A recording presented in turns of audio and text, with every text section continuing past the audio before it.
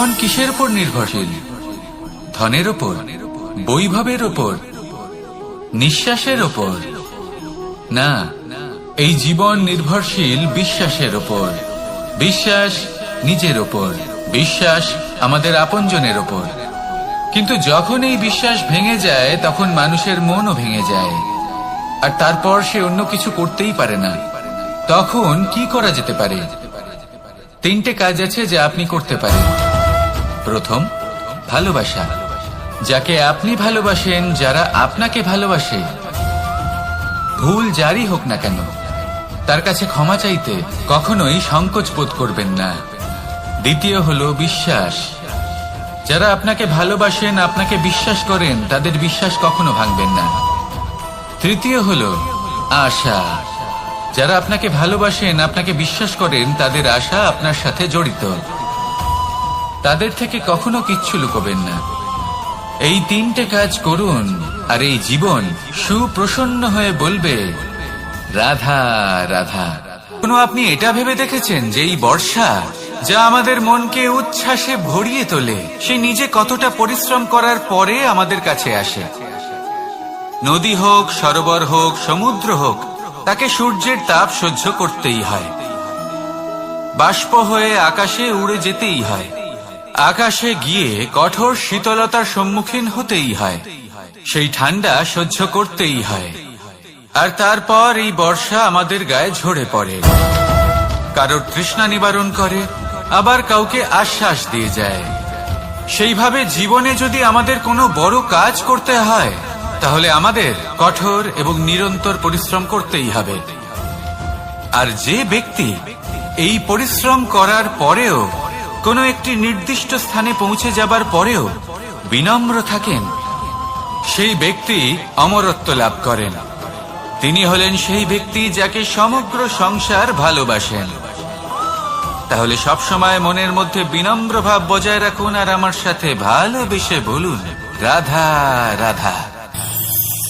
কোনো এক বস্ত্রে যদি ছোট্ট একটা ছিদ্র উৎপন্ন হয়, আর যদি আমরা তার দিকে নজর না দিই, তাহলে সময়ের সাথে সমগ্র বস্ত্র ছিঁড়ে যায় আর কোনো কাজে আসে না। যদি কোনো একটা নৌকাতে ছোট্ট একটা ছিদ্র উৎপন্ন হয়, তাহলে সময়ের সাথে পুরো নৌকাই জলে ডুবে যায়।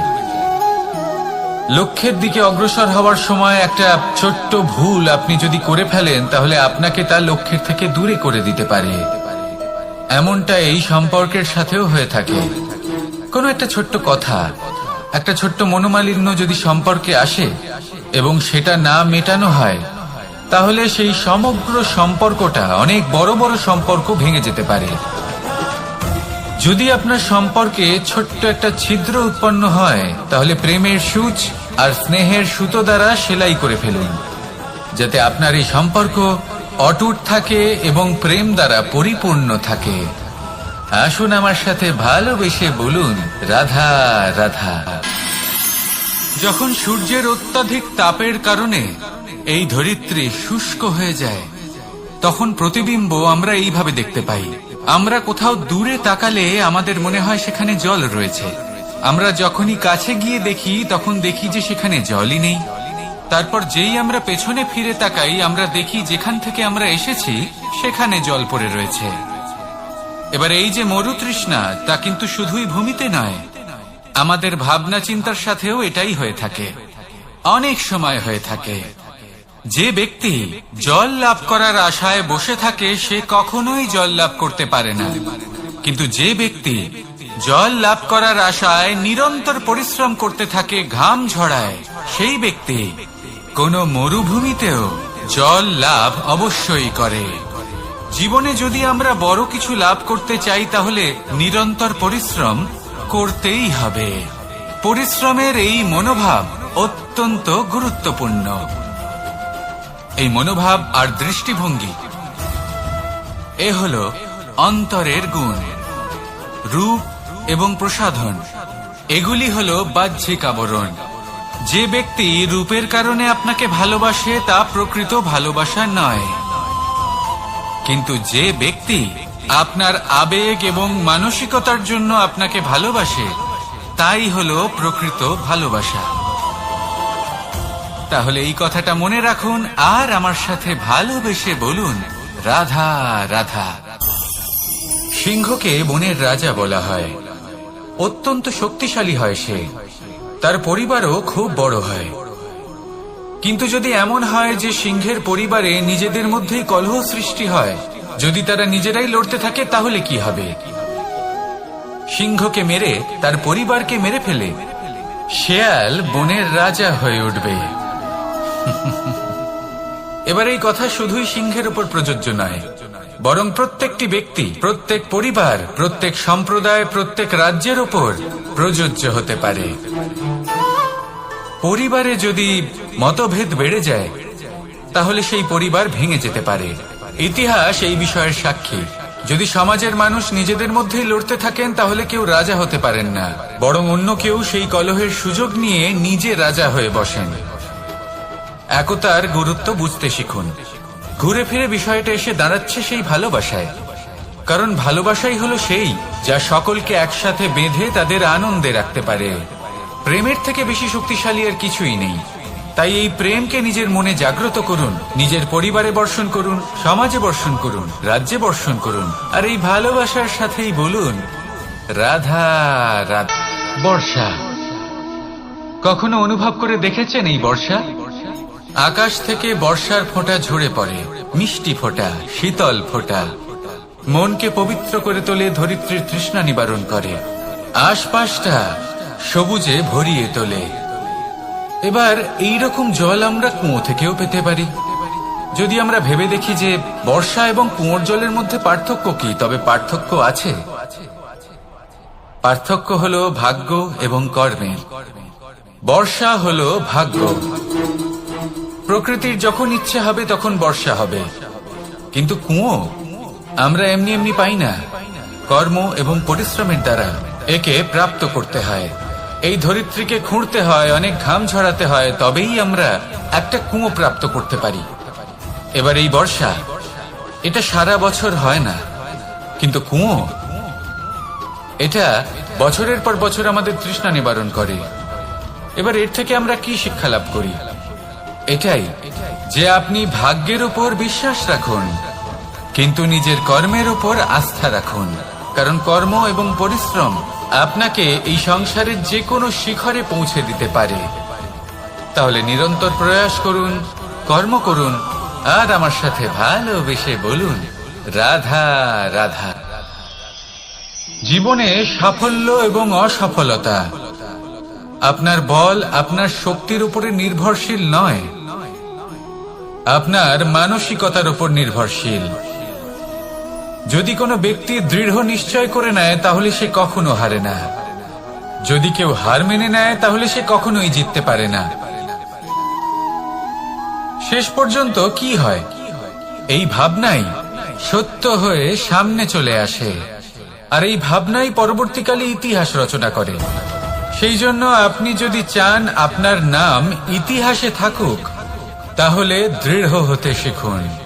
ইতিবাচক ভাবনার সাথে, পরিশ্রমের সাথে এগিয়ে চলতে থাকুন। প্রতিস্পর্ধা গ্রহণ করুন আর শুধুই এগিয়ে যেতে থাকুন। সংসারে আপনি যে কোনো উচ্চতাতেই পৌঁছতে পারবেন, কারণ ইচ্ছে শক্তি আর ভালোবাসার চেয়ে বেশি শক্তিশালী আর কিছুই নেই। তাহলে আসুন আর আমার সাথে ভালোবেসে বলুন, রাধা রাধা। আজ আমি আপনাকে একটা ছোট্ট কাহিনী শোনাবো। একবার আমি, রাধা আর দাদা, আমরা তিনজনে মিলে লুকিয়ে একটা উপবনে গেলাম আম পেড়ে খেতে। অনেক পরিশ্রম করে আমরা ওখানে পৌঁছলাম, আর আমরা আশ্চর্যচকিত হয়ে গেলাম এটা দেখে যে এবার তো আম পাকেইনি। এবার দাদা কি করলেন, একটা আম পাড়লেন আর সেটা চাখলেন, আর উনি নিরাশ হয়ে পড়লেন। উনি বললেন যে এটা তো খুবই টক। তারপর রাধা একটা আম পাড়লো আর সেটা চেখে দেখলো, আর রাধা উৎসাহিত হয়ে পড়ল। আমি রাধাকে জিজ্ঞেস করলাম, কি হয়েছে, তুমি এত উৎসাহিত কেন? তখন রাধা বলল যে এবার এত বেশি টক আম হয়েছে যে এগুলো দিয়ে আমরা আচার বানাবো। তাহলে দাদা ওখান থেকে বেরিয়ে গেলেন নিরাশ হয়ে এবং খালি হাতে। রাধাও ওখান থেকে বেরিয়ে গেল কিন্তু উৎসাহিত হয়ে, আর অনেকগুলো কাঁচা আম সাথে নিয়ে। এর থেকে আমরা কি শিক্ষা পেতে পারি? যে প্রত্যেকটা স্থানে এমন কিছু রয়েছে যেখান থেকে আমরা কিছু একটা শিক্ষা লাভ করতে পারি, যা আমাদেরকে বিকাশের পথে নিয়ে যেতে পারে। এই শিক্ষা প্রত্যেক স্থানে আছে। সবকিছু আমাদের দৃষ্টিভঙ্গির উপর নির্ভর করছে। যখনই আমাদের জীবনে আমাদের সম্পর্কে কোনো সমস্যা, কোনো বিপদ আসে, তখন বেশিরভাগ মানুষ সেই বিষয় নিয়ে দুঃখী হয়ে পড়েন। আর কিছু মানুষ এমনও থাকেন যারা শেষ পর্যন্ত তার সমাধান করেন, বিপদকে পরাজিত করেন, সম্পর্কগুলিকে আবার জুড়ে দেন। যদি আপনি সুখের খোঁজ করেন তাহলে আপনি সুখ অবশ্যই পাবেন, প্রসন্নতা অবশ্যই পাবেন। যদি আপনি দুঃখ খোঁজেন তাহলে দুঃখ অবশ্যই পাবেন। এবার আপনি কি খুঁজতে চান সেই চয়ন আপনারই। আসুন আর আমার সাথে ভালোবেসে বলুন, রাধা রাধা। ইচ্ছে বড়ই বিচিত্র জিনিস। এই ইচ্ছে যদি তা পূর্ণ না হয় তাহলে তা ক্রোধকে জন্ম দেয়, যদি তা পূর্ণ হয় তাহলে লোভকে জন্ম দেয়, যদি সময়ের মধ্যে পূর্ণ না হয় তাহলে শোককে জন্ম দেয়, আর যদি সময়ের পূর্বেই পূর্ণ হয়ে যায় তাহলে অহংকারকে জন্ম দেয়। সকলের ইচ্ছে থাকে, আপনারও অবশ্যই থাকবে, তা অবশ্যই পূরণ করবেন। কিন্তু একটা কথা মনে রাখবেন, আপনার এই জীবন এটা কোনোভাবেই আপনার ইচ্ছে পূরণ করার মাধ্যম নয়। এ হলো ধৈর্য সাধনের এক মাধ্যম, নিয়ন্ত্রণ করার এক মাধ্যম। নিয়ন্ত্রণ নিজের কামনার ওপর, নিজের ইচ্ছের ওপর, নিজের আবেগের ওপর। কারণ ইচ্ছে এটা হলো সেই অশ্বের মতো যা একবার লাগাম ছাড়া হয়ে গেলে আপনার হাত থেকে যদি এই লাগাম বেরিয়ে যায় তাহলে তা আপনাকে সোজা বিনাশের পথে নিয়ে যেতে পারে। কিন্তু যদি আপনি একে নিয়ন্ত্রণ করতে পারেন তাহলে এটা আপনাকে সাফল্যের শিখরে অবশ্যই পৌঁছে দিতে পারে। তাহলে ইচ্ছেগুলিকে নিয়ন্ত্রণ করুন আর আমার সাথে ভালোবেসে বলুন, রাধা রাধা। আমরা আনন্দ লাভের জন্য ভালোবাসি মা বাবাকে, ভাই বোনকে, পরিবার পরিজনকে, বন্ধুকে, প্রেমিকাকে। আমরা চাই যে সকলে যেন আপন হয়ে থাকেন, আমাদের কাছে থাকেন। কিন্তু মানুষের একটা প্রবৃত্তি আছে যে তিনি যা লাভ করে ফেলেন তার মূল্য তিনি বুঝতেই পারেন না। যদি আপনার বাড়ির কাছে একটা মিষ্টি জলের সরোবর থাকে বা সুন্দর নদী থাকে তাহলে জলের গুরুত্বটা কি আপনি তা বুঝতেই পারবেন না। সেইখানে আপনি যদি কোনো একটা মরুভূমিতে যান, আপনি অনুভব করতে পারবেন যে এক একটা ফোঁটা জলের কি গুরুত্ব, তার মূল্য কি। সুখের মুহূর্তে যদি আপনজনদের মনে রাখেন তবে দুঃখের মুহূর্ত নিজে থেকেই দূরে সরে যাবে। ভালোবাসা এবং তার সাথে স্মরণ করা, এটাই তো হলো জীবনের এবং ভালোবাসার আসল মূল্য। আসুন আর আমার সাথে ভালোবেসে বলুন, রাধা রাধা। একটা জলের ফোঁটাকে ফোঁটা নামে সম্বোধন করা হয়। অনেক ফোঁটা একত্রিত হলে সাগরের রূপ ধারণ করে। শুধু একটা পাতাকে পাতা বলা হয়, অন্য অনেক পাতার সাথে একত্রিত হলে তা গ্রন্থের রূপ ধারণ করে। একটা মাত্র সুতো অন্য সুতোর সাথে মিলিত হলে বস্ত্রের রূপ ধারণ করে। অনেক সংখ্যক ইট একত্রিত হলে মহলের রূপ ধারণ করে। সৈন্যরা একত্রিত হলে সৈন্যদল তৈরি হতে পারে। এটা হলো শক্তি সংগঠনের, এটাই হলো শক্তি একতার। তা সে বনস্পতি হোক বা কোনো ব্যক্তি হোক, কোনো মনোভাবই হোক, যদি একা থাকে তাহলে দুর্বল হয়ে পড়বে। যদি সংগঠিত থাকে তাহলে শক্তিও বাড়বে আর আপনাকে সামনে এগিয়েও নিয়ে যাবে। তাই এই একতায় বিশ্বাস রাখুন আর আমার সাথে ভালোবেসে বলুন, রাধা রাধা। দীপাবলি আমাদের সবথেকে বড় উৎসব। শ্রীরাম রাবণকে পরাস্ত করে 14 বছরের বনবাস কাটিয়ে আবার অযোধ্যায় ফিরে এলেন অমাবস্যার রাত্রে। অযোধ্যায় সবাই খুব প্রসন্ন ছিলেন, খুবই উৎসাহিত ছিলেন। অযোধ্যায় সহস্র প্রদীপ প্রজ্বলিত করা হয়েছিল এই উৎসবে। একে আমরা দীপাবলি বলে থাকি। এবার এই বিষয়ে আমরা সকলে জানি।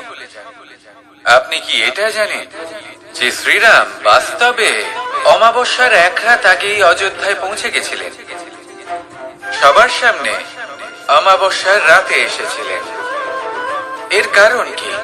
শ্রীরাম প্রমাণ করতে চেয়েছিলেন যে যে কোনো সময়, দিন হোক বা রাত, শুভ বা অশুভ হয় না। শুভ অশুভ কিছু থাকলে তা হলো মানুষের চিন্তা, তার ভাবনা, তার নির্বাচন আর তার কর্ম। নিজেই দেখে শ্রীরাম শুভ কাজ করে ফিরেছিলেন এবং অমাবস্যার মতো গভীর এক রাত্রিকেও দীপাবলিতে পরিবর্তিত করেছিলেন। এমনটাই যদি আমরা করতে পারি, তাহলে এমন কোন গৃহে যান যেখানে অসহায় ব্যক্তি রয়েছেন, যা অন্ধকারাচ্ছন্ন, আর সেখানে প্রকাশ প্রজ্বলিত করুন। প্রকাশ সহায়তা, প্রেরণার, আশার। যদি এমন কিছু আমরা করতে পারি, তাহলে তাকে প্রকৃত অর্থে দীপাবলি বলা যেতে পারে। তাহলে নিজের পরিবারের সাথে দীপাবলি পালন করুন। আপনাদের শুভেচ্ছা জানাই। আসুন আর আমার সাথে ভালোবেসে বলুন, রাধা রাধা। ব্যাপারটা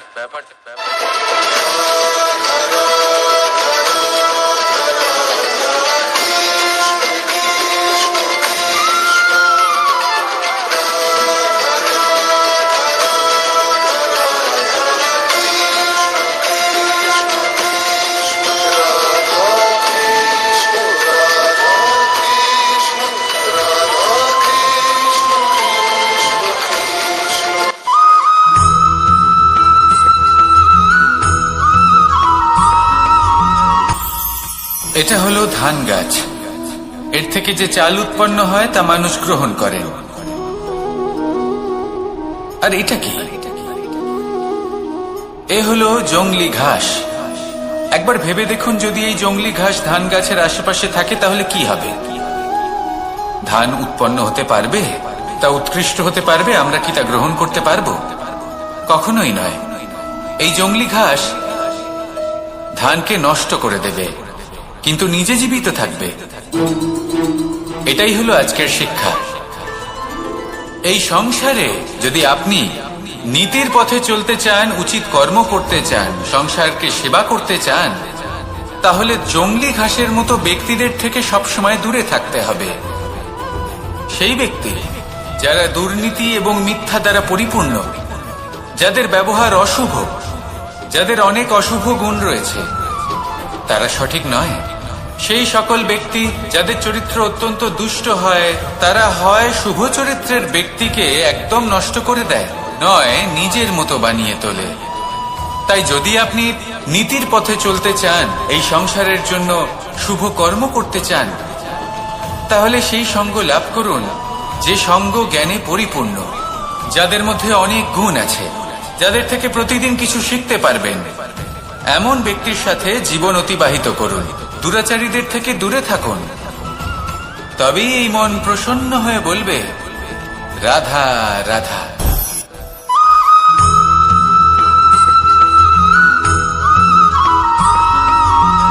মানুষের মানসিকতা এমন হয় যে সে যতটা করে আশা করে যে তার থেকে অনেক বেশি তার বদলে সে পাবে। দেখুন, সবকিছুই আপনার ভাবনা চিন্তার উপর নির্ভর করছে। আপনি যদি ফলের বিষয়ে ভেবে কর্ম করতে থাকেন, তাহলে সেটা অনুচিত। জীবনের আসল আনন্দ হলো নিজের কর্ম করতে থাকা, ফলের চিন্তা করা উচিত নয়। যদি আপনি এরকম ভাবেন যে আমি এতটা করছি, আমার এতটা পাওয়া উচিত, সেই ভাবনা অনুচিত। যদি আপনি সেবার মানসিকতা নিয়ে কর্ম করতে থাকেন, কর্মচক্রে প্রবাহিত হন, যদি আপনি এমন ভাবনা রাখেন যে আমি এতটা পাচ্ছি, তাই এর থেকে অনেক বেশি আমি কর্ম করব, তাহলে নিশ্চিত রূপে আপনি যতটা করছেন তার থেকে অনেক বেশি আপনি পাবেন। আপনার আশার থেকে অনেক বেশি আপনি পাবেন। শুধু জীবনে অনেক বেশি কাজ করতে থাকুন, ফলের চিন্তা করবেন না। আর মনে রাখবেন, এই ভাবনাই সব থেকে বড় বীজ। কর্মের উপর বিশ্বাস রাখুন। জীবনে যা যা আপনি চান সবই সুখময় হবে। আসুন আর আমার সাথে ভালোবেসে বলুন, রাধা রাধা।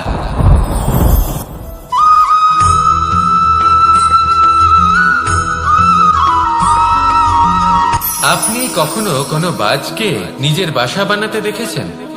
এই বাজ যখনই কোনো বাসা বানায় তখন উঁচু গাছের ডালে বা কোনো পর্বতের শিখরে বাসা বানায়, অনেক উচ্চতায়, আর সেখানে তার সন্তানও জন্মগ্রহণ করে। যখন এই সন্তানেরা জন্মায় তখন এই বাজ খুবই ভালোবেসে এবং খুব সাবধানে এদের পালন পোষণ করে, নিজের ঠোঁট দিয়ে তাদের ঠোঁটে খাবার পরিবেশন করে। কিন্তু যেই সেই সন্তানেরা হৃষ্টপুষ্ট হয়ে যায় এবং সেই কথা বাজ নিজে বুঝতে পেরে যায়, সেই বাজ নিজেই সেই বাসা ছিন্ন ভিন্ন করে দেয়। সেই সন্তান যাদের সবেমাত্র ডানা গজিয়েছে, কিভাবে উঠতে হয় তারা জানে না, সেই সন্তানগুলিকে উচ্চতা থেকে ঠেলে দেয়। সেই সন্তান প্রথমে ভয়ভীত হয়ে যায়। তারা সামনে মৃত্যুকে দেখতে পেয়ে ভয়ের কারণে তাদের ডানা ঝাপটাতে থাকে, আর সেই প্রক্রিয়াতেই সেই সন্তানগুলি উড়তে শুরু করে দেয়। এবার এই ঘটনায় আমরা কি শিক্ষা পেতে পারি? এটাই, যদি আপনি মাতা পিতা হন তাহলে নিজের সন্তানকে অবশ্যই স্নেহ করুন, কিন্তু তাদেরকে নিজের আঁচলের তলায় বেঁধে রাখবেন না। যদি আপনি চান আপনার সন্তান জীবনে উন্নতি করুক, তাহলে নিজের মুঠো থেকে তাদের স্বতন্ত্র করে দিন, এই সংসারে সংঘর্ষ করতে দিন। সেই সন্তান নিজেই বুঝতে পারবে যে জন্মের সময় পাওয়া ডানা কি করে ব্যবহার করতে হয়। আর আপনার চোখের সামনে আপনার সন্তান এই আকাশে উড়তে থাকবে। তাহলে আসুন আমার সাথে ভালোবেসে বলুন, রাধা রাধা।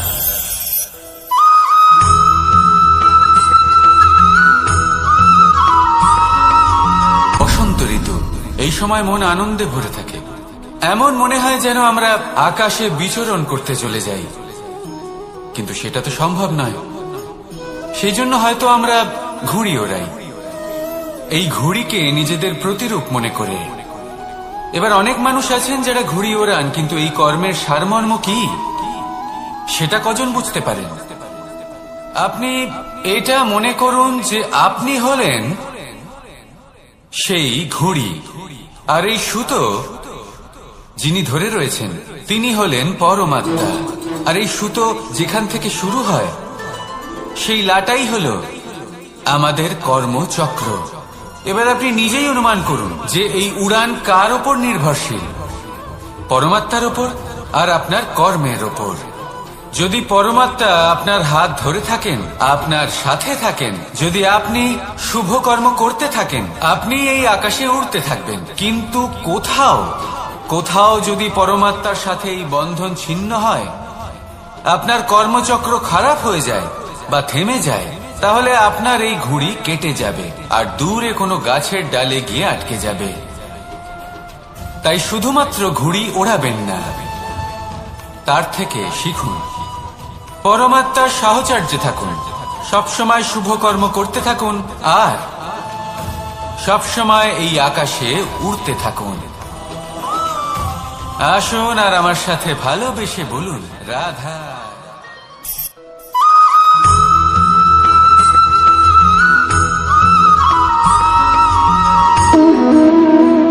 সম্পর্ক হলো আমাদের জীবনের একটি আধার। কিছু সম্পর্ক এমন যা আমরা জন্মসূত্রে লাভ করি, যেমন পরিবার, মা বাবা। কিছু সম্পর্ক আছে যা আমরা জীবনে অর্জন করে থাকি, তা সে প্রেমের হোক, স্নেহের হোক বা বন্ধুত্বের। এই সকল সম্পর্ক লাভ করার বা গড়ে তোলার 5টি ধাপ রয়েছে। প্রথম ধাপ, কোনো ব্যক্তির সাথে আলাপ হওয়া, তার সাথে কথা বলা বা তাকে দেখা। দ্বিতীয় ধাপ, সে ব্যক্তিকে আমাদের ভালো লাগা। তৃতীয় ধাপ, আমাদের এটা চাইতে শুরু করা যে জীবনে এই ব্যক্তি যেন আমাদের বন্ধু হন, আমাদের জীবনে থাকে, বা আমাদের কাউকে ভালোবেসে ফেলা। আর এটা আমাদের ভাবা বা চাওয়া যে সেই ব্যক্তি যেন আজীবন আমার সাথে থাকেন, আমার জীবনে আমার সাথী হয়ে। চতুর্থ ধাপ, লাভ করা। এবার এই ধাপটি অনেক মানুষের পক্ষে খুবই সরল হয়, বড়ই সরল ভাবে নিজেদের সঙ্গীকে লাভ করে থাকে। কিছু মানুষের জন্য এই ধাপ অত্যন্ত কঠিন হয়ে থাকে। অনেক প্রতিকূল পরিস্থিতির উপর জয়লাভ করে তারা সঙ্গীকে লাভ করেন, কিন্তু লাভ অবশ্যই করেন। এরপরে আসে পঞ্চম অন্তিম এবং সবথেকে গুরুত্বপূর্ণ ধাপ, সেটা হলো সেই সম্পর্ক পালন করা। এটা হলো এমন এক বিষয় যা প্রত্যেক মানুষের শেখা উচিত। যদি ব্যক্তি নিজের জীবনে সম্পর্ক রক্ষা করতে শিখে যান, তবে প্রত্যেক সম্পর্ক তার জীবনকে স্বর্গ করে তুলবে। আসুন আর আমার সাথে ভালোবেসে বলুন, রাধা রাধা।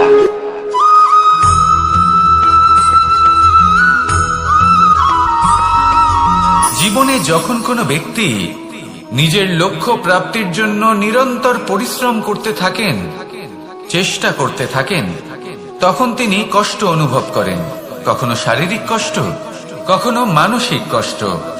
এবার উনি এটা ভাবতে থাকেন যে আমি কি উচিত করছি নাকি অনুচিত করছি। কারণ অন্যদিকে এমন একজন ব্যক্তিও আছেন যিনি একদমই পরিশ্রম চেষ্টা করছেন না। তিনি মদিরা পান করেন, বিলাসিতায় জীবন কাটান, অলস প্রকৃতির হয়ে ওঠেন, নিদ্রাতে বিলীন হয়ে থাকেন আর ভাবেন যে তিনি সুখ লাভ করছেন। কিন্তু এরকম কেন হয়? কারণ যখন আমরা সৎ পথে থাকি, উচিত পথে চলি, লক্ষ্য প্রাপ্ত করার জন্য চেষ্টা করতে থাকি, তখন আমাদের ভেতরে থাকা নেতিবাচক শক্তি এবং পাপ এই দেহকে ত্যাগ করে দেয়। আর এই অনুভূতিটাই আমাদের দুঃখের অনুভূতি দেয়, কষ্ট দেয়। এবার সেখানে যদি আমরা কুপথে চলি, অনুচিত পথে চলতে থাকি, তাহলে আমাদের ভেতরে থাকা পুণ্য এবং ধনাত্মক শক্তি আমাদের দেহ ত্যাগ করে দেয়। আর এই অনুভূতির কারণেই আমরা সুখ অনুভব করি। কিন্তু কখনো ভাববেন যে এই সুখ বেশি সময় পর্যন্ত থাকে না। সেই জন্য সবসময় মনে রাখবেন, যদি আপনি জানেন যে এটাই আপনার লক্ষ্য, এটাই উচিত পথ, শুভ পথ, তাতে নিরন্তরভাবে এগিয়ে যেতে চেষ্টা করতে থাকুন। এই কষ্ট আপনাকে সুখের পরাকাষ্ঠায় কখন পৌঁছে দেবে তা আপনি জানতেই পারবেন না। আসুন আমার সাথে ভালোবেসে বলুন, রাধা রাধা।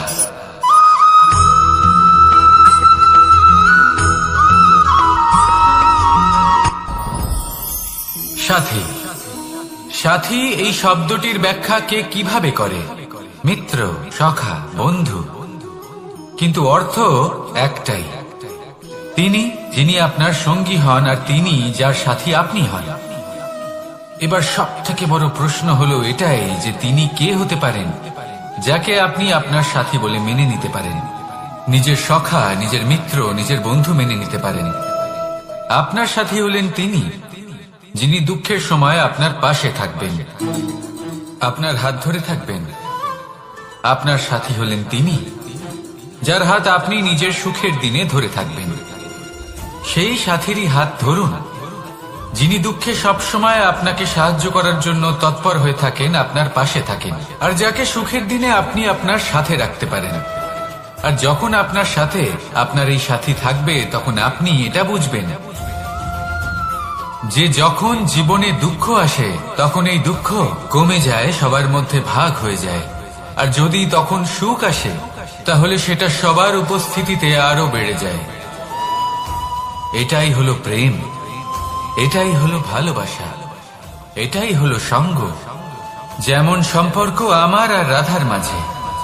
তাহলে আসুন আর আমার সাথে ভালোবেসে বলুন, রাধা রাধা।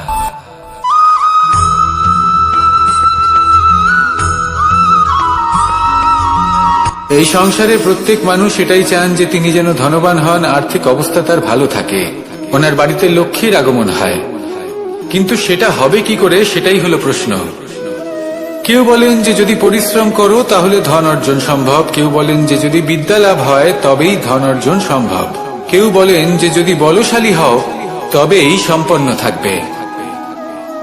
ভালো কথা, যদি তাই হয়ে থাকে, তবে দিনমজুর সারা দিন পরিশ্রম করেন, তিনি কেন ধনী হন না? অনেকজন বিদ্বান মানুষ আছেন এই সংসারে, তারা কেন ধনবান হন না? অনেক সংখ্যক বলশালী ব্যক্তি আছেন, তাদের কাছে ধন নেই কেন? তাদের কেন ধনের অভাব হয়? আবার এমনও কিছু মানুষ আছেন যারা পরিশ্রম করেন, তারা দিনমজুর, কিন্তু তারা ধন অর্জন করতে পারেন। কিছু বিদ্বান ব্যক্তি আছেন যাদের কাছে অধিক মাত্রায় ধন রয়েছে। কয়েকজন বলশালী ব্যক্তি রয়েছেন যাদের কাছে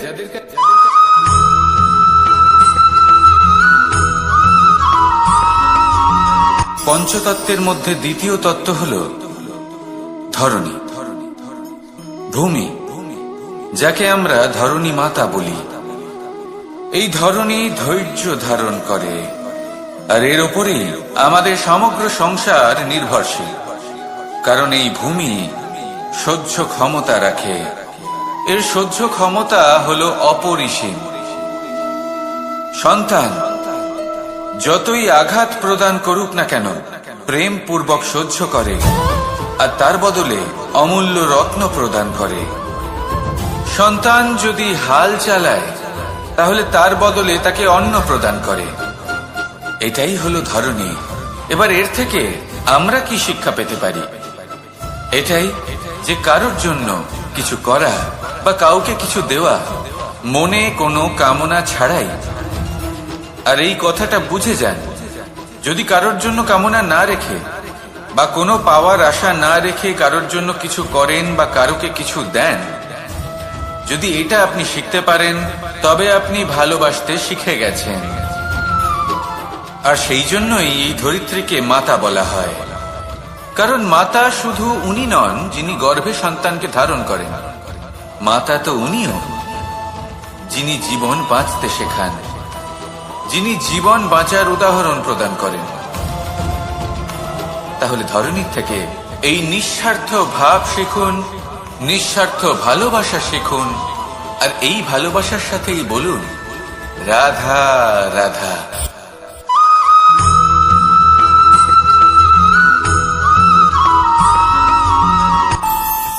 আমাদের মনে যখন কোনো প্রশ্ন ওঠে, কোনো দ্বন্দ্ব জাগে, তখন আমরা যাই আমাদের গুরুর কাছে, আমাদের আরাধ্যের কাছে গিয়ে জিজ্ঞেস করি।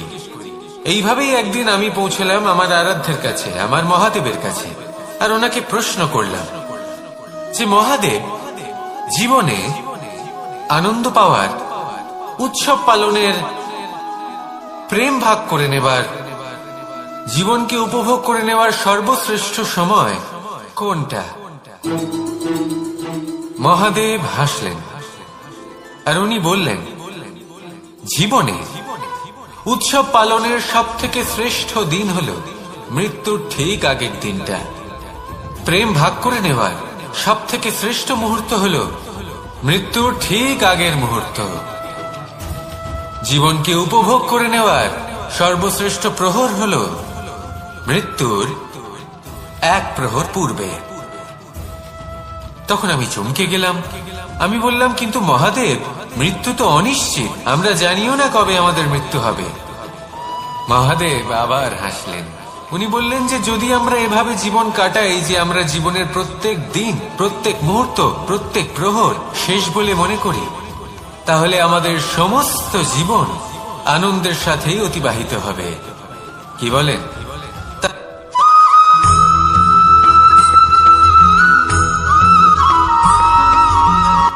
সংসারে আমাদের জীবনে যখন কোনো সুখ বা দুঃখ আসে, তার জন্য আমরা কাউকে না কাউকে অবশ্যই দায়ী করে থাকি, তাই না?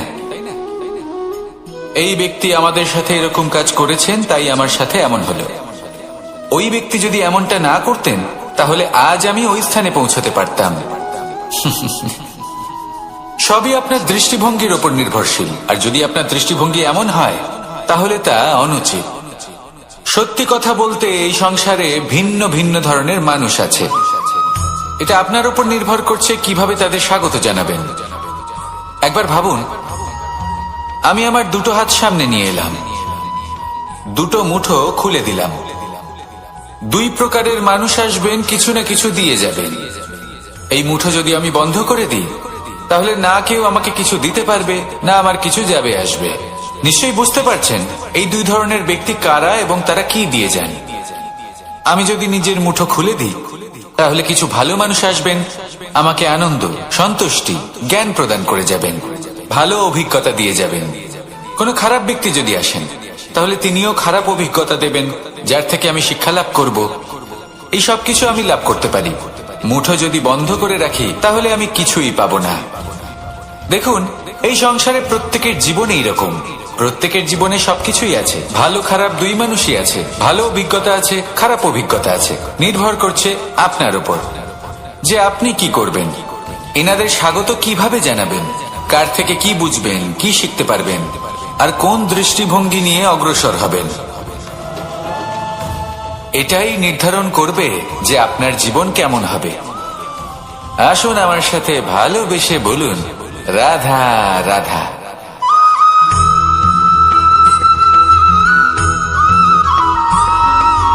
জীবনে অগ্রসর হওয়ার জন্য আমাদের কাকে প্রয়োজন হয়? মাতা পিতা, বন্ধু, প্রেম, সাহায্য, অর্থ, পরিশ্রম, আশা। ভিন্ন ভিন্ন মানুষ ভিন্ন ভিন্ন বিকল্প চয়ন করে।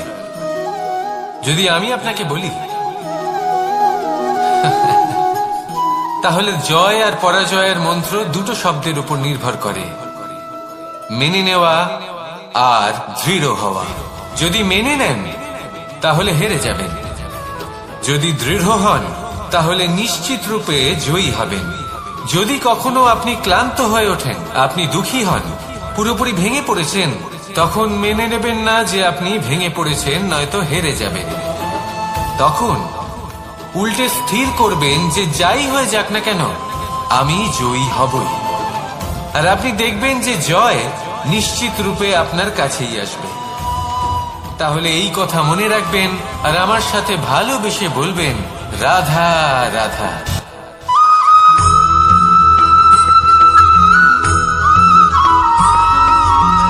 ভালো, শুধু ওনাদের কঠোর ব্যবহার দেখলে আমরা একটু ভয় পেয়ে যাই। এবার ওনাদের এই কঠোর ব্যবহার আমাদের ভালো না লাগলেও অত্যন্ত আবশ্যক, কারণ মাতার থেকে আমরা যে শক্তি লাভ করি তা যেন নিয়ন্ত্রণ হারিয়ে বিধ্বংসী না হয়ে ওঠে। আমরা যেন কোনো কুপথে না চলে যাই, আমরা কখনো যেন দোষ না করে ফেলি। শুধু সেই জন্য পিতা এবং গুরু একটু কঠোর হয়ে ওঠেন, এবং ওনাদের এই কঠোর আচরণ ভবিষ্যতে গিয়ে আমরা অবশ্যই বুঝতে পারি। জীবনে কিছু বছর আমরা এগিয়ে যাই আর তারপর আমরা বুঝতে পারি যে বাবা এবং গুরু আমাদের যথেষ্ট ভালোবাসতেন, কিন্তু ওনাদের ভালোবাসার বহিঃপ্রকাশ আলাদা। প্রয়োজনীয় হলো এটা দেখার, এটা বোঝার যে শুরু থেকে আমাদের প্রতি ওনাদের আচরণ কেমন ছিল। ওনাদের কঠোর হওয়ার পেছনে ওনাদের ভালোবাসাটা বোঝার চেষ্টা করুন, ওনাদের চিন্তাটা বোঝার চেষ্টা করুন, ওনাদের পথপ্রদর্শনের আড়ালে আপনার ভবিষ্যতের জন্য যে পরিকল্পনা ওনারা করেছেন সেটা বোঝার চেষ্টা করুন। তখন আপনারা বুঝতে পারবেন ওনাদের ভালোবাসাকে। আপনার মনের মধ্যে আপনা থেকেই ওনাদের প্রতি সম্মান জেগে উঠবে। নিজের পিতা এবং নিজের গুরু এই দুজনের প্রতি কৃতজ্ঞতা প্রকাশ করুন আর আমার সাথে ভালোবেসে বলুন, রাধা রাধা।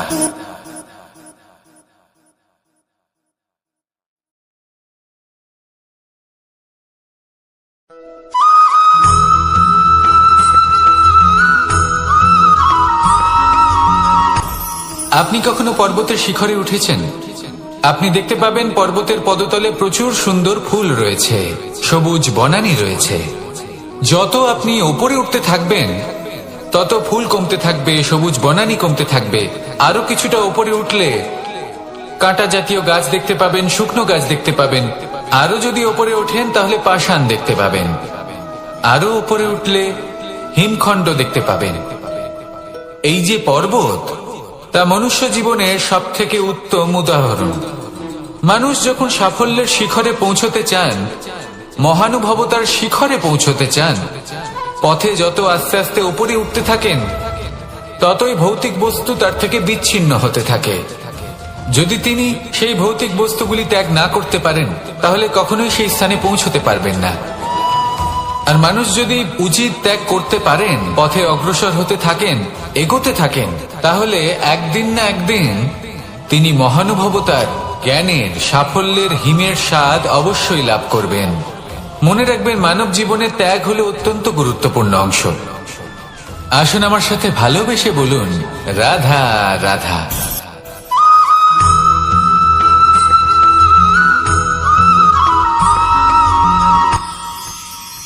মানুষ তার জীবনে দুই ধরনের পরিস্থিতিকে খুব ভয় পায়। এক, কোনো কারণবশত কারোর সামনে নত হওয়া। 2, কোনো কারণে নিজের চরিত্র থেকে, নিজের মূল্যবোধ থেকে বিচ্যুত হওয়া। এবার কেন হয় এরকম যে কথায় কথায় কারোর সামনে নত হতে হয়? কেন বারংবার নিজের চরিত্র থেকে চ্যুত হতে হয়? এরকম কেন হয়? এটা তখনই হয় যখন আমাদের শিক্ষা এবং মূল্যবোধের অভাব থাকে। যদি মানুষের মধ্যে প্রকৃত শিক্ষা থাকে তাহলে এই সংসারে কোনো সময় এবং কারোর সামনেই নত হওয়ার কোনো প্রয়োজন নেই। যদি মানুষের মধ্যে মূল্যবোধ থাকে তাহলে তাকে নিজের মূল্যবোধ বা চরিত্র থেকে বিচ্যুত হতে হয় না, তা সে যাই হয়ে যাক না কেন। কোনো বালককে যদি জন্ম থেকেই সুশিক্ষার অধিকারী করা হয়, শিক্ষিত করা হয়, মূল্যবোধের অধিকারী করা হয়, তবে সে এই সংসারে এমন কর্ম করবে যাতে সে নিজেকে, নিজের পরিবারকে, সমগ্র সমাজকে গর্বিত করতে পারে। শিক্ষা লাভ করুন, মূল্যবোধ লাভ করুন এবং আমার সাথে ভালোবেসে বলুন, রাধা রাধা।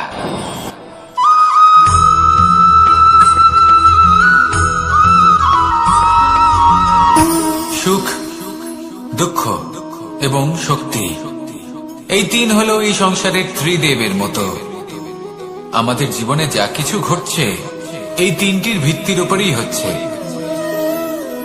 আসলে এই সংসারের একটা নিয়ম আছে, যখনই আপনি কিছু লাভ করেন এই সংসার আপনার পরীক্ষা নেয়। এটা জানার জন্য আপনার পরীক্ষা নেয় যে আপনি যা কিছুই লাভ করেছেন আপনি কি আদৌ সেটার যোগ্য কিনা। ঠিক সেইভাবেই এই সুখ, দুঃখ এবং শক্তি আপনার পরীক্ষা নিয়ে থাকে। যখন সুখ আসে তখন সে আপনার পরীক্ষা নেয় যে আপনার মধ্যে অহংবোধ জাগ্রত হয়নি তো। যদি অহংবোধ চলে আসে তাহলে সুখ সেখানেই সঙ্গ ত্যাগ করে। দুঃখ আপনার ধৈর্যের পরীক্ষা নিতে থাকে, আর যদি আপনার মধ্যে ধৈর্য না থাকে তাহলে এটা আপনাকে আরো বেশি দুঃখের গভীর অন্ধকারে ঠেলে দেবে। সেখানে শক্তি পরীক্ষা নেয় আপনার বিনম্রতার।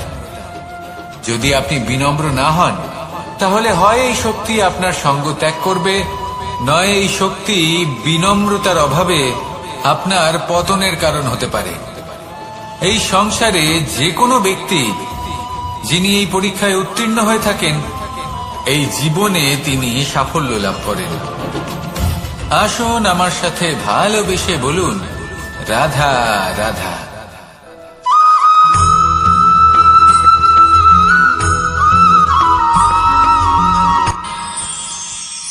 আমরা সবাই সূর্যকে সম্মান কেন করি?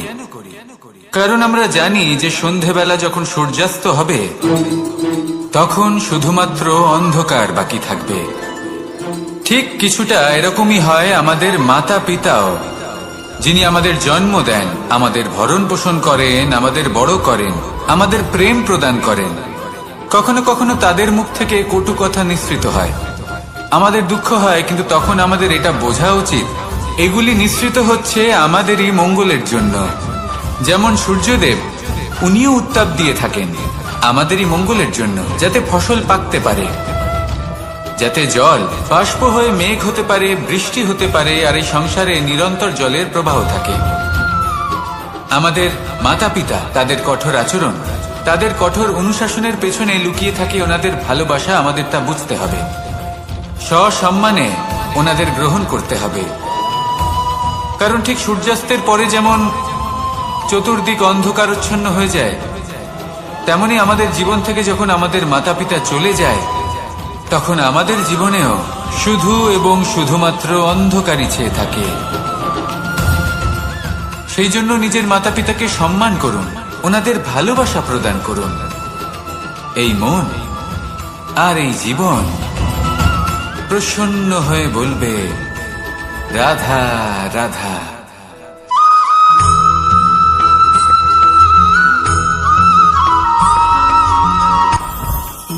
জীবনে কিছু শেখা অত্যন্ত গুরুত্বপূর্ণ। এবার কি কি শিখতে হবে সেই সব শেখানোর জন্য অনেক শিক্ষক রয়েছেন, কিন্তু কি শিখবেন না আর কি করবেন না এটা আমাদের নিজের অভিজ্ঞতা দিয়ে শিখতে হয়, কিন্তু তার মানে এটা নয় যে যদি আপনাকে শিখতে হয় যে আগুনের তাপ কতটা, আপনাকে আগুনের মধ্যে হাত দিতে হবে। না, অন্য কারোর অভিজ্ঞতা দ্বারাও শিখতে পারেন। প্রশ্ন শুধুমাত্র একটাই যে আপনি কি শিখতে চান নাকি চান না। যদি আপনি এটাই ভাবেন যে আমি শুধুই নিজের অভিজ্ঞতা দ্বারাই শিখতে চাই, তাহলে জীবনকাল ছোট মনে হবে, অনেক কিছুই শিখতে পারবেন না। তাই নিজের সাথে সাথে বড়দের অভিজ্ঞতার দ্বারাও শেখা শুরু করে দিন। এই সংসারের অভিজ্ঞতা দ্বারা শিখতে শুরু করে দিন। আর এটা নিশ্চিত রূপে শেখা আবশ্যক যে কখন কি করবেন না, কোথায় থামতে হবে আর কোথায় থামবেন না। তাহলে আসুন আর আমার সাথে ভালোবেসে বলুন, রাধা রাধা।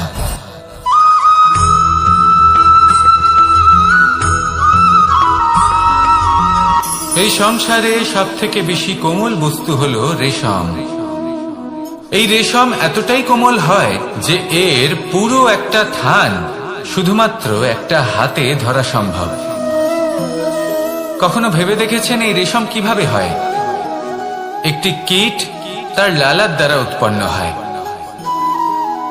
এই কীট সেই রেশমকে পাক দিতে থাকে, পাক দিতেই থাকে আর আস্তে আস্তে তার মধ্যেই জড়িয়ে পড়ে।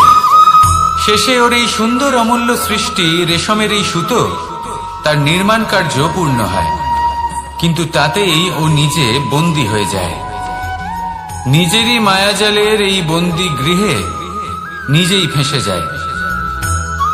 এবার এই সুতোকে ব্যবহারযোগ্য করে তোলার জন্য এই কীটগুলিকে এই কবচের সাথেই ফুটন্ত জলে ফেলে দেওয়া হয়। এই সংসারে যদি আমাদের স্বপ্ন এই সংসারের দুঃখ হরণ করার জন্য, এই সংসারে সুখ বিতরণ করার জন্য হয়, তবেই আমাদের প্রগতি সম্ভব। যদি আমাদের এই স্বপ্ন শুধুই আমাদের এবং আমাদের স্বার্থ সিদ্ধির জন্য হয়, তাহলে এই স্বপ্ন আমাদের অন্ধ করে দেবে, আমাদের অন্ধকারের পথে নিয়ে যাবে, আর আমরাও সেই কীটের মতো হয়ে যাব। নিজেদেরই মায়াজালে আমরা নিজেই ফেঁসে যাব, আর শেষে আমরা যদি কিছু লাভ করি তা হবে একাকিত্ব, অন্ধকারময় মৃত্যু। তাই স্বপ্ন অবশ্যই দেখুন, কিন্তু এমন ভাবে স্বপ্ন দেখবেন না যে তার এই বন্দিগৃহে আপনি নিজেই ফেঁসে গেলেন। স্বপ্ন দেখুন পরোপকারে।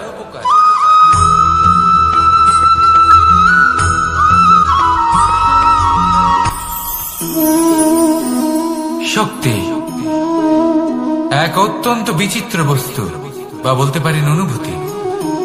পিতা সবসময় চান যেন তিনি তার শক্তি পুত্রকে। আসুন আপনাকে সহজে বোঝাই। যদি আপনি সুপাত্র হন আর আপনাকে শক্তি দেওয়া হয়, তাহলে আপনি সেই শক্তির গুরুত্ব বুঝবেন, কোথায় সেই শক্তি প্রয়োগ করা উচিত সেটা বুঝবেন। আর এটা যেহেতু অর্জন করা শক্তি হবে, সেই শক্তির অপব্যবহার হবে না। কিন্তু যদি এই আপনি কুপাত্র হন আর যদি আপনাকে এই শক্তি দেওয়া হয়, তাহলে কি হবে? দেখতে গেলে এই শক্তি আপনি দান হিসেবে পেয়েছেন, তাই না আপনি এই শক্তির গুরুত্ব বুঝবেন আর না এর প্রয়োগ আপনি জানবেন। তার অপব্যবহার হওয়া সুনিশ্চিত। তাই যদি আপনি কোনো শক্তি অর্জন করতে চান, তাহলে আগে তার যোগ্য হয়ে উঠুন, পুত্র নয় পাত্র হয়ে উঠুন। আর আমার সাথে ভালোবেসে বলুন, রাধা রাধা।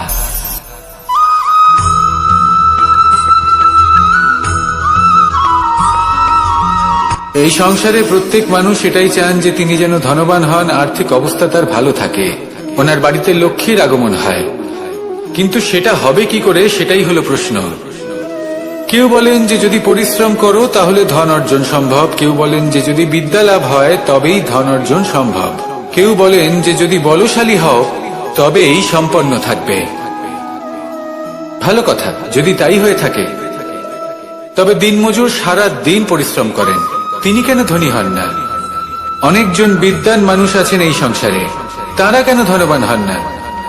অনেক সংখ্যক বলশালী ব্যক্তি আছেন, তাদের কাছে ধন নেই কেন? তাদের কেন ধনের অভাব হয়?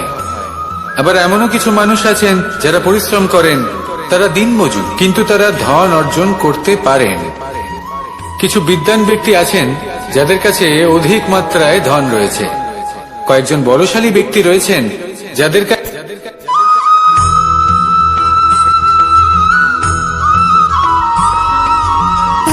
সুখ, দুঃখ এবং শক্তি, এই তিন হলো এই সংসারের ত্রিদেবের মতো। আমাদের জীবনে যা কিছু ঘটছে এই তিনটির ভিত্তির উপরেই হচ্ছে। আসলে এই সংসারের একটা নিয়ম আছে, যখনই আপনি কিছু লাভ করেন এই সংসার আপনার পরীক্ষা নেয়। এটা জানার জন্য আপনার পরীক্ষা নেয় যে আপনি যা কিছুই লাভ করেছেন আপনি কি আদৌ সেটার যোগ্য কিনা। ঠিক সেইভাবেই এই সুখ, দুঃখ এবং শক্তি আপনার পরীক্ষা নিয়ে থাকে। যখন সুখ আসে তখন সে আপনার পরীক্ষা নেয় যে আপনার মধ্যে অহংবোধ জাগ্রত হয়নি তো। যদি অহংবোধ চলে আসে তাহলে সুখ সেখানেই সঙ্গ ত্যাগ করে। দুঃখ আপনার ধৈর্যের পরীক্ষা নিতে থাকে, আর যদি আপনার মধ্যে ধৈর্য না থাকে তাহলে এটা আপনাকে আরো বেশি দুঃখের গভীর অন্ধকারে ঠেলে দেবে। সেখানে শক্তি পরীক্ষা নেয় আপনার বিনম্রতার। যদি আপনি বিনম্র না হন তাহলে হয় এই শক্তি আপনার সঙ্গ ত্যাগ করবে, নয় এই শক্তি বিনম্রতার অভাবে আপনার পতনের কারণ হতে পারে। এই সংসারে যে কোনো ব্যক্তি যিনি এই পরীক্ষায় উত্তীর্ণ হয়ে থাকেন এই জীবনে তিনি সাফল্য লাভ করেন। আসুন আমার সাথে ভালোবেসে বলুন, রাধা রাধা।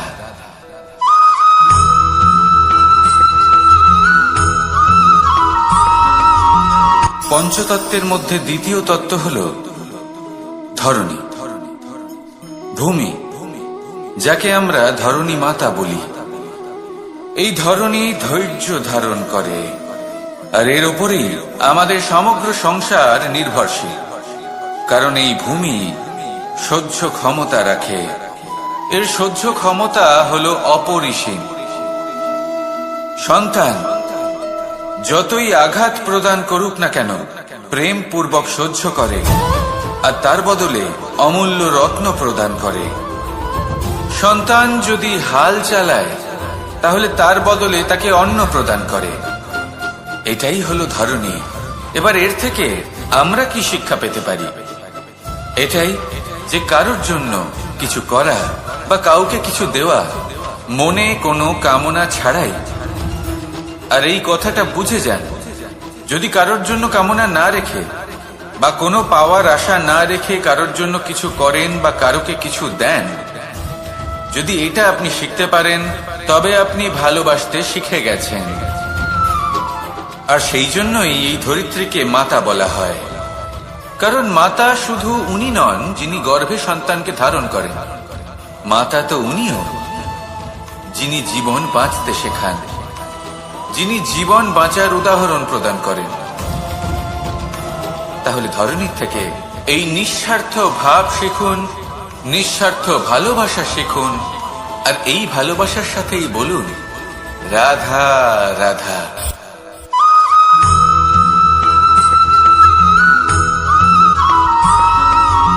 মানুষ জন্মগ্রহণ করে, তার সাথে ভয়েরও জন্ম হয়। ছোটবেলা থেকেই আমাদের মনে কোনো না কোনো প্রকারের ভয় থেকেই যায়। কেউ এই বিষয়ে ভয় পায় যে তার কোনো বস্তু তার থেকে দূরে চলে যাবে, কেউ এই বিষয়ে ভয় পায় যে আমি নিজেকে হারিয়ে ফেলব, কেউ এই ভেবে ভয় পায় যে আমার প্রিয়জনেরা তারা যেন আমার থেকে দূরে না চলে যায়, কেউ এই ভেবে ভয় পায় যে আমরা যেন পথ না হারিয়ে ফেলি, আদি ইত্যাদি। কিন্তু সত্যি কথা বলতে ভেবে দেখুন এই ভয় বাস্তবে কি? শুধুই একটা মনস্থিতি, আর কিছুই নয়। যা কিছু আপনি জীবনে পেয়েছেন তা একদিন আপনাকে হারাতে হবে। এই জীবন হলো আপনারই, কিন্তু তাও একদিন সমাপ্ত হবে। তাই ভয় পেয়ে কি লাভ? এই ভয় শুধু আপনাকে জীবন যাপন করা থেকে বাধা দিচ্ছে, আর কিচ্ছু নয়। পথ হারিয়ে ফেললেই বুঝতে পারবেন যে নতুন পথ কিভাবে বানাতে হয়। কিছু মানুষকে জীবন থেকে হারালে তবেই আপনি বুঝবেন যে আপনার আপনজনকে। এই ভয়ের কারণে ভীত হয়ে থাকবেন না। এই তারা নক্ষত্র অন্ধকারের অভাবে গুরুত্ব হারায়। শিবকেও মহাদেব হবার জন্য বিষ পান করতে হয়েছিল। প্রত্যেক পরিস্থিতি, প্রত্যেক সাফল্য আপনার পরীক্ষা নেবে, তাতে উত্তীর্ণ হওয়া হলো আপনার কর্ম। যখনই আপনি ভয় পাবেন বা সংকটের সম্মুখীন হবেন, তখন সাহসের সাথে তার সম্মুখীন হন। মনে রাখবেন, যে সম্মুখীন হতে জানে, সাফল্য তার সাথে সবসময় থাকে। আসুন আর আমার সাথে ভালোবেসে বলুন, রাধা রাধা।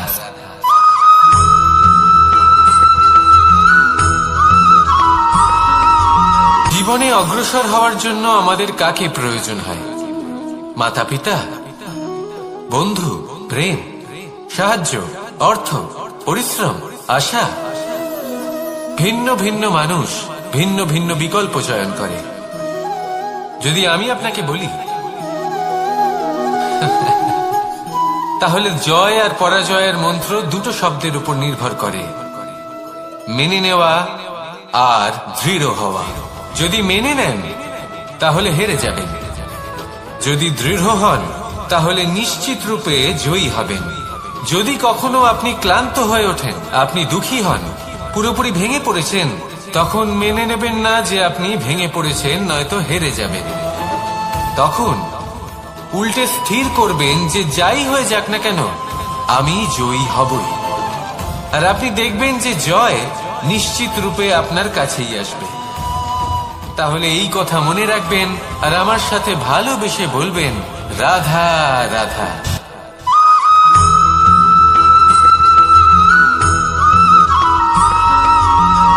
এই সংসারে কোনো বস্তু হোক বা ব্যক্তি হোক, তার একার গুরুত্ব কিন্তু খুব বেশি নয়।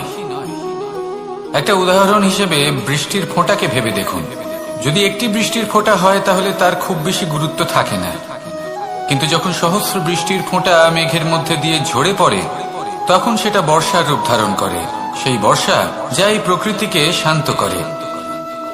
সেইভাবেই পাথরের ছোট টুকরো, তার খুব বেশি গুরুত্ব থাকে না। কিন্তু যখন অসংখ্য পাথরের টুকরো একত্রিত হয়, তখন তা পর্বতের আকার ধারণ করে। সেইভাবেই কিছু মানুষ যখন একত্রিত হন, তখন তৈরি হয় পরিবার। কিছু পরিবার যখন একত্রিত হয়, তখন তৈরি হয় সমাজ। যখন অনেক সংখ্যক সমাজ একত্রিত হয়, তখন তৈরি হয় রাজ্য। এবার এই রাজ্যের সব থেকে গুরুত্বপূর্ণ ব্যক্তি হতে পারেন রাজা, কিন্তু তাও সেই রাজা একা কিছু করতে পারেন না। যুদ্ধ লড়ার সময় তারও নিজের সৈন্যদলকে প্রয়োজন পড়ে।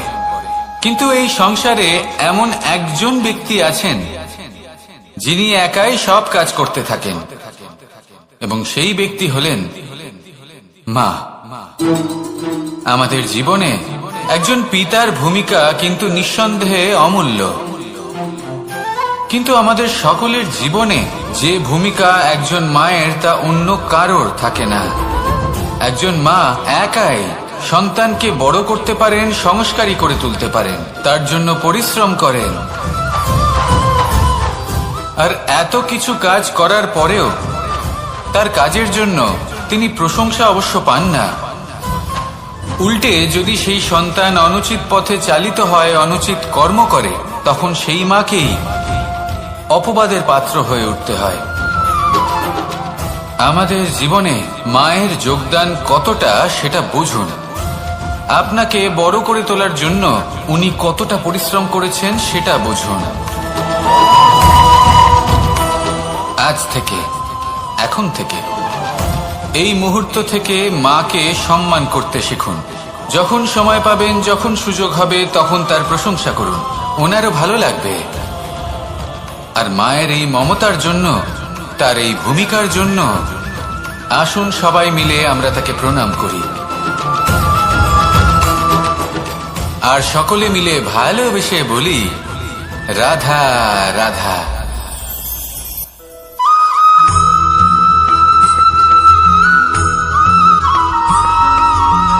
এই সংসারের সব থেকে গুরুত্বপূর্ণ তত্ত্ব কোনটা? প্রথম হলো সময়। জন্ম থেকে মৃত্যু পর্যন্ত এই যে সময়, এটাই তো হলো জীবন।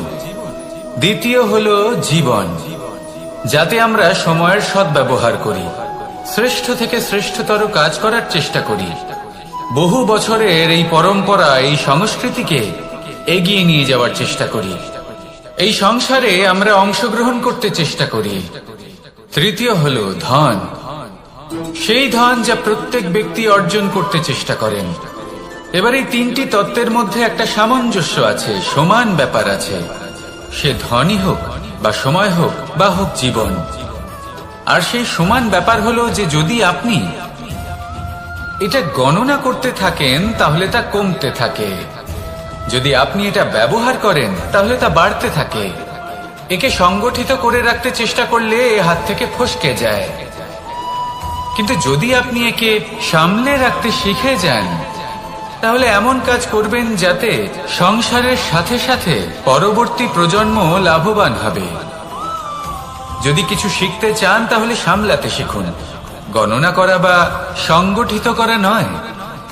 আসুন আর আমার সাথে ভালোবেসে বলুন, রাধা রাধা।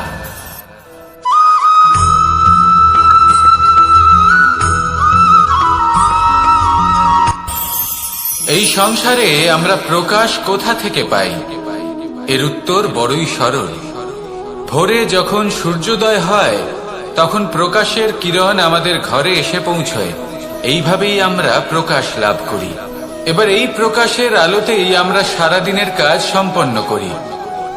সন্ধে হয়ে যায়, সূর্যাস্ত হয়ে যায়, আর আমাদের ঘর যাতে অন্ধকার না হয় তার জন্য আমরা একটা প্রদীপ প্রজ্বলিত করি।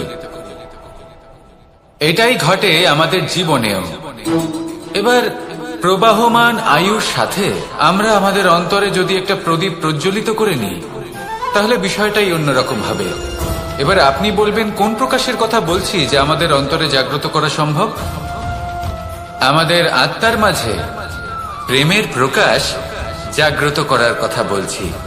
কারণ আমাদের এই জীবন এও হলো দিনের আলোর মতো। আজ প্রকাশ আছে কিন্তু কোনোদিন অবশ্যই অস্ত হবে। কিন্তু অস্ত হবার আগে যদি আমরা আমাদের আত্মার মাঝে প্রেমের এই প্রকাশ উজ্জ্বলিত করে নিই তাহলে আমাদের সন্ধ্যাকালও আমরা আনন্দে এবং প্রেমে যাপন করব। তাহলে আসুন আর আমার সাথে ভালোবেসে বলুন, রাধা রাধা।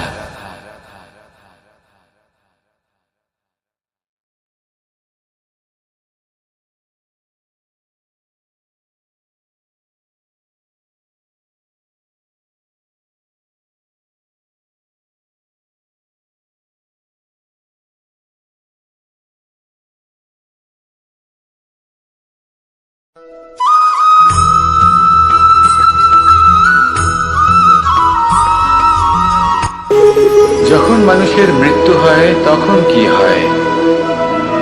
অনেক সংখ্যক মানুষ শোক পালন করতে চলে আসেন। যে ব্যক্তি মৃত্যু লাভ করেছেন তার অনেক বস্তু থাকে যেগুলো তার প্রিয়, যেগুলো তিনি ব্যবহার করেছেন। তার শয্যা, তার বস্ত্র, তার আভূষণ সবকিছু তার থেকে বিচ্ছিন্ন করা হয় এবং খালি হাতে তাকে শ্মশানের উদ্দেশ্যে রওনা করা হয়। আমি আপনাকে এই প্রশ্ন করতে চাই, আপনি এই সংসারে কি অর্জন করেছেন? ধন, সম্পত্তি, বস্ত্র, আভূষণ, এই সব কিছু যে আপনি অর্জন করেছেন আপনার মৃত্যুর পরে তা আপনার থেকে দূর হয়ে যাবে। এর উত্তর হলো একটাই, আপনার কর্ম। শুধু সেটাই আছে যা একান্ত আপনার, আর শুধু সেটাই এই সংসার থেকে চলে যাওয়ার পরেও সংসারেই জীবিত থাকবে। যদি আপনি দুষ্কর্ম করেন তাহলে এই সংসার আপনাকে একটি অনুচিত উদাহরণ হিসেবে মনে রাখবে যে এই ব্যক্তি খুব পাপী ছিল, অনুচিত কর্ম করতেন। যে পথে তিনি চলেছেন সেই পথে কারোর চলা উচিত নয়। সেখানেই যদি আপনি সৎকর্ম করেন তাহলে সংসার চিরকাল এটাই বলবে যে খুব ভালো মানুষ ছিলেন, সবাইকে ভালোবাসতেন, সবাইকে সাহায্য করতেন, আমার খুব প্রিয় মানুষ ছিলেন। এটাই হলো শ্রেষ্ঠ কর্ম। সেই জন্য জীবনে শুধুমাত্র ধন, সম্পত্তি, আভূষণ এই সব অর্জন করতে গিয়ে নিজের মনোনিবেশ করবেন না। শ্রেষ্ঠ কর্ম করুন।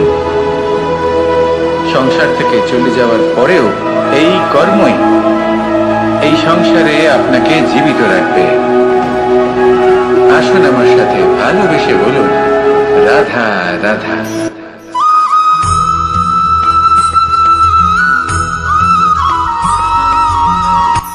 এই সংসারে সাফল্য লাভ করার জন্য জ্ঞানের প্রয়োজন হয়, পরিশ্রমের প্রয়োজন হয়, দৃঢ় নিষ্ঠার প্রয়োজন হয়, নিরন্তর চেষ্টা করা প্রয়োজনীয়। কিন্তু আরো কিছু আছে যা অত্যন্ত প্রয়োজনীয় এবং গুরুত্বপূর্ণ। তা হলো ভালো বন্ধু। তাদের থাকা অত্যন্ত প্রয়োজনীয়। যদি ভালো বন্ধু থাকে তাহলে সময় এলে তারা ঢাল হয়ে আপনাকে সুরক্ষা করবেন। সময় এলে অস্ত্রের মতো শত্রুকে সংহারও করবেন। যদি তিনি জ্ঞানী হন, তাদের মধ্যে সদ্গুণ থাকে, তাহলে এই সব গুণ আপনার মধ্যেও প্রবেশ করবে। তাহলে সাফল্যের জন্য ভালো বন্ধু পাওয়া অত্যন্ত প্রয়োজনীয়। কিন্তু শুধু বন্ধু কেন, ভালো শত্রুও থাকা প্রয়োজনীয়। এবার আপনি ভাববেন, আমি কি বললাম? যদি আপনার জীবনেও ভালো অর্থাৎ শক্তিশালী শত্রু থাকে, তাহলে আপনিও শক্তিশালী হতে থাকবেন। এই শত্রু আপনাকে প্রেরিত করবে আরো বেশি শক্তিশালী হয়ে ওঠার। কখনো কোনো হরিণকে দেখুন, তীব্র গতিতে দৌড়তে থাকে। কেন তীব্র গতিতে দৌড়য়? এই কারণে নয় যে কোথাও তার জন্য মধুর ঘাস অপেক্ষা করে রয়েছে, না।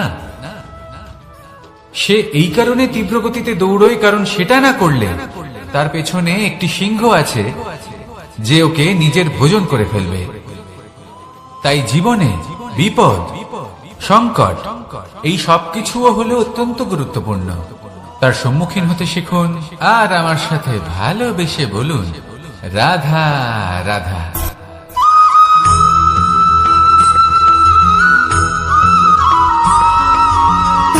সুখ, দুঃখ এবং শক্তি, এই তিন হলো এই সংসারের ত্রিদেবের মতো। আমাদের জীবনে যা কিছু ঘটছে এই তিনটির ভিত্তির উপরেই হচ্ছে। আসলে এই সংসারের একটা নিয়ম আছে। যখনই আপনি কিছু লাভ করেন, এই সংসার আপনার পরীক্ষা নেয়। এটা জানার জন্য আপনার পরীক্ষা নেয় যে আপনি যা কিছুই লাভ করেছেন, আপনি কি আদৌ সেটার যোগ্য কিনা।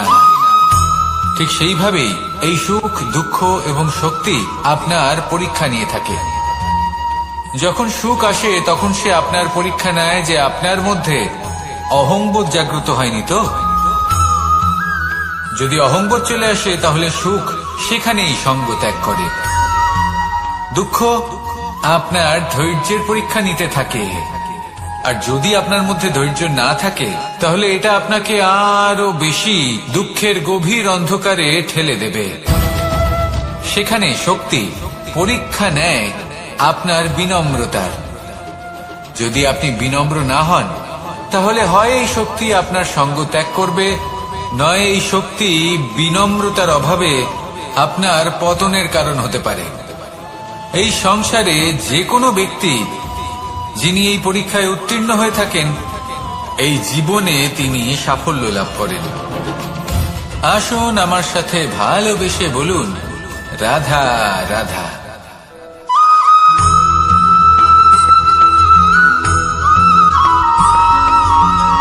পুরুষার্থ। শাস্ত্রে 4 ধরনের পুরুষার্থের কথা বলা হয়েছে। প্রথম হলো ধর্ম। আপনি কি জানেন এই ধর্ম আসলে কি? আপনার কি মনে হয় ধর্ম আসলে কি? কোনো বিশেষ ঈশ্বরকে মানাই কি ধর্ম বলা হয়? নাকি কোনো বিশেষ রীতি পালন করাই হলো ধর্ম? নাকি কোনো বিশেষ সাহিত্যকে সর্বশ্রেষ্ঠ মনে করাই হলো ধর্ম? না, ধর্ম হলো সেটা যাকে ধারণ করা যেতে পারে।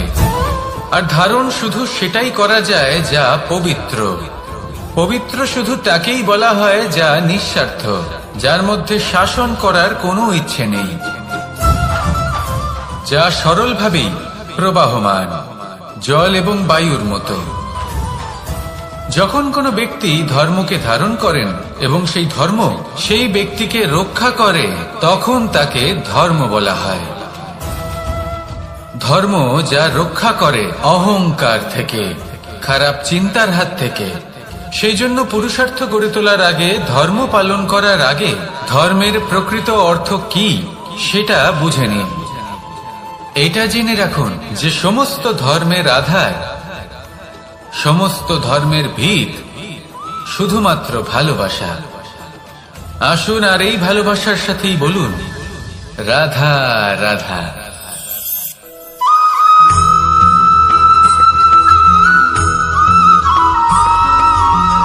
এই সংসারে সব থেকে বেশি কোমল বস্তু হলো রেশম। এই রেশম এতটাই কোমল হয় যে এর পুরো একটা থান শুধুমাত্র একটা হাতে ধরা সম্ভব। কখনো ভেবে দেখেছেন এই রেশম কিভাবে হয়? একটি কীট তার লালার দ্বারা উৎপন্ন হয়। এই কীট সেই রেশমকে পাক দিতে থাকে, পাক দিতেই থাকে আর আস্তে আস্তে তার মধ্যেই জড়িয়ে পড়ে। শেষে ওর এই সুন্দর অমূল্য সৃষ্টি রেশমের এই সুতো তার নির্মাণ কার্য পূর্ণ হয়, কিন্তু তাতেই ও নিজে বন্দী হয়ে যায়। নিজেরই মায়াজালের এই বন্দী গৃহে নিজেই ফেঁসে যায়। এবার এই সুতোকে ব্যবহারযোগ্য করে তোলার জন্য এই কীটগুলিকে এই কবচের সাথেই ফুটন্ত জলে ফেলে দেওয়া হয়। এই সংসারে যদি আমাদের স্বপ্ন এই সংসারের দুঃখ হরণ করার জন্য, এই সংসারে সুখ বিতরণ করার জন্য হয়, তবেই আমাদের প্রগতি সম্ভব। যদি আমাদের এই স্বপ্ন শুধুই আমাদের এবং আমাদের স্বার্থ সিদ্ধির জন্য হয়, তাহলে এই স্বপ্ন আমাদের অন্ধ করে দেবে, আমাদের অন্ধকারের পথে নিয়ে যাবে, আর আমরাও সেই কীটের মতো হয়ে যাব। নিজেদেরই মায়াজালে আমরা নিজেই ফেঁসে যাব, আর শেষে আমরা যদি কিছু লাভ করি তা হবে একাকিত্ব, অন্ধকারময় মৃত্যু।